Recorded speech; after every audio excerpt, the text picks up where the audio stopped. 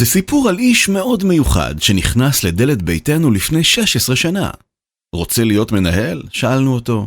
זה לא ממש קשה, רק צריך לדאוג לכל המפעלים שמייצרים עבורנו רהיטים, לדאוג לכל הייצור, להיות אחראי על ביקורת ואיכות, לראות שהרהיט איכותי וטוב, ואם נשארו לך עוד 2 שעות ביום, אז גם תנהל את מחלקת שירות לקוחות. ורגע, עוד משהו קטן. אנחנו צריכים מחסן, אז תבנה לנו מחסן. אפשר גם בלולים, זה לא בעיה.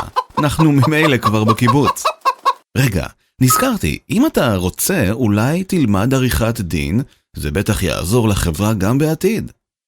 אז במשך 16 שנה, הוא רץ וקיפץ ובנה והקים וארגן ולמד וייצג וכתב מכתבים וסיפק רעיונות ותשובות וקיבל עובדים וכשצריך אפילו הפשיל שרוולים וסיבל והמיס ופרק ופירק וכשכל זה עבד וגדל וגדל וגדל וגדל הבין האיש שצריך בית גדול יותר לכל האנשים.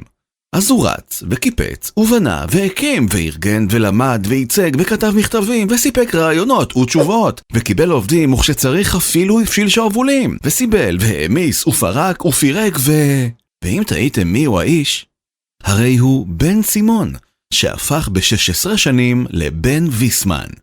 ואם אתם רוצים, אפשר לקרוא לו גם קובי.